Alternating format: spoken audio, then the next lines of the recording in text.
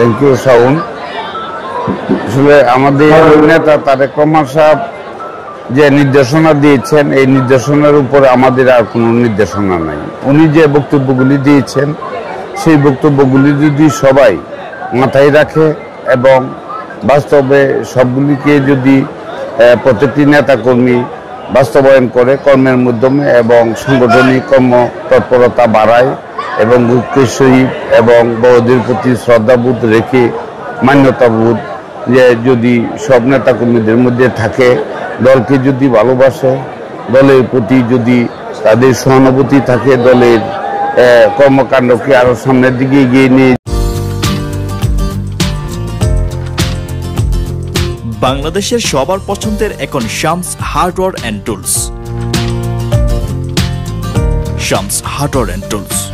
আমরা সারাদিন নেতা কর্মী অত্যন্ত আনন্দ উৎসব মুখর পরিবেশে এখানে আমাদের সম্মেলন সফল হয়েছে, সার্থক হয়েছে। আমাদের নেতা জনাব শরীফুল আলম সাহেবের শ্রম আমি মনে করি সার্থক হয়েছে।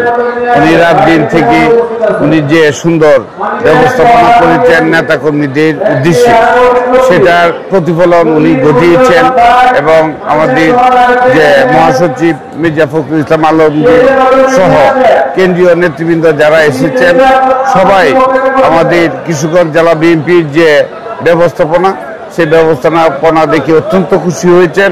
তবে আমরা এত বড় একটা দলের যে সাধারণ কর্মী হতে পেরেছি, এটা আমরা নিজেকে ভাগ্যবান মনে করি এবং আমি কোটিয়াদী থানা বিএনপি সভাপতি হিসাবে বলবো যে আমাদের কোটিয়াদী থানার প্রত্যেকটি নেতাকর্মী তাদের চরিত্র আদর্শিক চরিত্র হবে এবং কর্মকাণ্ড যা কিছু আছে সব কিছু সংগঠন বিরোধী কোনো কাজ যেন না হয়, না করে। এবং এই যে আমাদের নেতা বলেছেন যে আমরা দলের ভাবমূর্তি নষ্ট করে ব্যক্তির স্বার্থের জন্য কেউ যেন কোনো কিছু না করি। এই যে একটি কথা, ব্যক্তির স্বার্থের জন্য যদি আমরা কিছু করে দলের ভাবমূর্তিকে আমরা নষ্ট করি, এটা আমাদের দলের জন্য অত্যন্ত মানে ক্ষতিকর।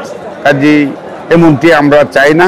আমাদের জেলাকে থানার প্রত্যেকটি নেতা কর্মী যারা অঙ্গ সংগঠন বা যে দায়িত্বে আছে, দায়িত্বে থেকে সঠিকভাবে দলের নির্দেশনা মেনে চলবে এবং আমাদের মা বোন যারা আছেন, সাধারণ মানুষ যারা আছেন, তাদের কাছে ভোটের জন্য যাবে, তাদের সাথে একটা বন্ধুত্বপূর্ণ এবং পারিবারিক পরিবেশ গড়ে তুলবে।